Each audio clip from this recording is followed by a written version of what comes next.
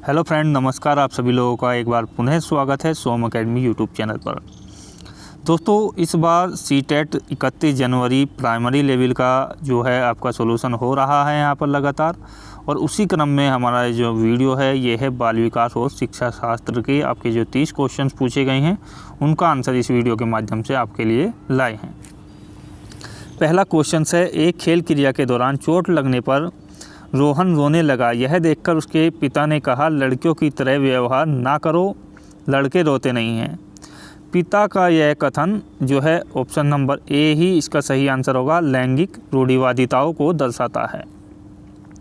दूसरा क्वेश्चन है, एक प्रगतिशील कक्षा में चारों ऑप्शंस में से थर्ड ऑप्शन जो है आपके लिए सही आंसर होगा, ज्ञान की संरचना के लिए प्रचुर मौके प्रदान करने चाहिए।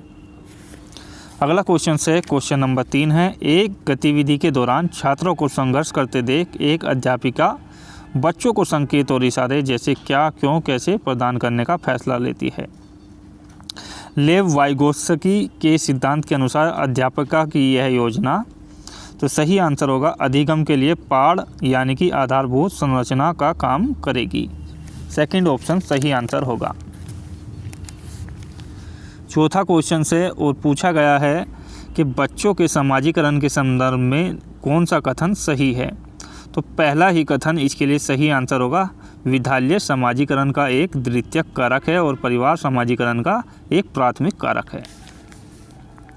अगला क्वेश्चन से, बहुबुद्धि का सिद्धांत जोर देता है, किस पर जोर देता है, एक आयाम में बुद्धिमत्ता और अन्य सभी आयामों में बुद्धिमत्ता निर्धारित करती है, यानी कि सेकंड ऑप्शन।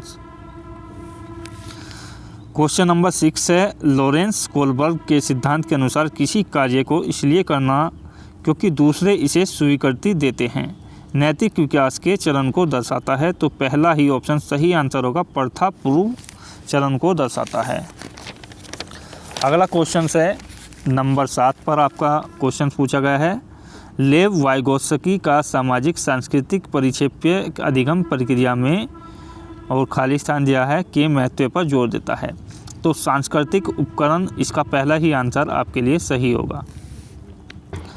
8वां क्वेश्चन से, जीन पियाजे अपने संज्ञानात्मक विकास के सिद्धांत में संज्ञानात्मक संरचनाओं को किस रूप में वर्णित करते हैं। तो सही आंसर होगा स्कीमा अर्थात मनोबंध, डी ऑप्शंस,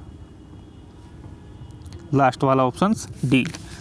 नेक्स्ट क्वेश्चन है 9वां क्वेश्चन है, जीन पियाजे के संज्ञानात्मक विकास के सिद्धांत में पूर्व संक्रियात्मक अवस्था में विकास का मुख्य गुण क्या होता है। तो दूसरा ऑप्शन सही आंसर होगा, विचार सोच में केंद्रीकरण। 10वां क्वेश्चन है, विकास के संदर्भ में कौन सा कथन सही है। तो विकास बहुआयामी होता है, डी ऑप्शन इसमें सही आंसर है। क्वेश्चन नंबर 11 है, वीडियो को लाइक कर दीजिएगा। इससे पहले आपके लिए गणित और आपकी पर्यावरण की वीडियो पहले ही डाली जा चुकी हैं, जिसे आप देख सकते हैं हमारे चैनल को सब्सक्राइब करने के बाद। जन्म से किशोर अवस्था तक बच्चों में विकास किस क्रम में होता है। तो पहला ही ऑप्शन सही आंसर होगा, सांवेदिक, मूर्त और अमूर्त, ये 3 क्या हैं विकास क्रम में होता है। 12वां क्वेश्चन से, एक प्रगतिशील कक्षा में व्यक्तिगत विभिन्नताओं को किस प्रकार देखा जाना चाहिए। सही आंसर होगा चौथा ऑप्शन, अध्यापन अधिगम प्रक्रिया की परियोजना के लिए महत्वपूर्ण। अगला क्वेश्चन है क्वेश्चन नंबर 13, यहाँ पर पूछा गया है 13 क्वेश्चंस में, एक समावेशी कक्षा में किस पर जोर होना चाहिए। तो जोर जो होना चाहिए वो चौथे ऑप्शन पर है आपका, हर बच्चे के सामर्थ्य को अधिकतम करने के लिए अवसर प्रदान करने पर आपका जोर होना चाहिए। 14 क्वेश्चन है, दिव्यांगजन अधिकार अधिनियम 2016 के अनुसार कौन सी शब्दावली का प्रयोग उपयुक्त है। तो सही आंसर होगा ऑप्शन नंबर 3 यानी कि छात्र जिसे शारीरिक दिव्यांगता है। क्वेश्चन नंबर 15 की ओर चलते हैं। यहाँ पर पूछा गया है, अधिगम कठिनाइयों से जूझते छात्रों की ज़रूरतों को संबोधित करने के लिए एक अध्यापक को क्या नहीं करना चाहिए। तो यहाँ पर जो है नहीं को अंडरलाइन किया गया है, तो क्वेश्चन का प्रारूप बिल्कुल बदल जाता है। तो थर्ड ऑप्शन इसमें सही आंसर होता है, व्यक्तिगत शैक्षिक योजना बनाना। 16वां क्वेश्चन से सृजनात्मक की पहचान का प्रमुख लक्षण क्या है? तो अपसारी चिंतन यानी कि दूसरा ऑप्शन जो है ये इसके लिए सही आंसर होगा। 17वें क्वेश्चन की ओर चलते हैं। विविध पृष्ठभूमियों के अधिगमकर्ताओं को संबोधित करने हेतु एक अध्यापक को जो है सेकंड ऑप्शंस के लिए यहाँ पर आंसर के लिए सही आंसर है विविध विन्यासों से उदाहरण लेने चाहिए। 18वां क्वेश्चन जो लगातार पूछा जाता है, कई बार पूछा जा चुका है, समस्या समाधान क्षमताओं को किस प्रकार सुसाध्य किया जा सकता है? तो सही आंसर पहला ही होगा, लगातार अभ्यास और कार्यान्वयन पर जोर देकर। 19वें क्वेश्चन की यदि बात की जाए तो यहाँ पर पूछा गया है कि अधिगम की अभिप्रेरणा को किस प्रकार कायम रखा जा सकता है? तो सही आंसर होगा दूसरा ऑप्शन, प्रवीणता अभिमुखी लक्ष्यों पर जोर देकर। 20वें क्वेश्चन में दिया गया शब्द है शर्मिंदगी और बाकी का वाक्य हमें पूरा करना है। तो सेकंड ऑप्शन सही आंसर हो जाएगा, शर्मिंदगी का संज्ञान पर नकारात्मक प्रभाव पड़ सकता है। नेक्स्ट क्वेश्चन 21 में अध्यापन अधिगम का सबसे प्रभावशाली माध्यम क्या है? तो सही आंसर होगा सेकंड ऑप्शन, संकल्पनाओं के बीच संबंध खोजना। 22 क्वेश्चन है और अध्यापिका को दिए गए किसी कार्यकलाप में छात्रों को विभिन्न त्रुटियों का विश्लेषण करना चाहिए क्योंकि।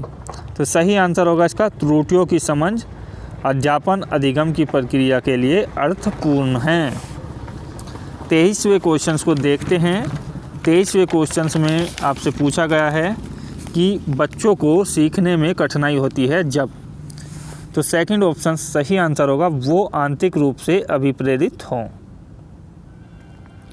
अगला क्वेश्चन है 24 अधिगम की सर्वोत्तम अवस्था कौन सी है? तो संतुलित उत्तेजना और कोई भय नहीं, ये थर्ड वाला ऑप्शन सही आंसर होगा।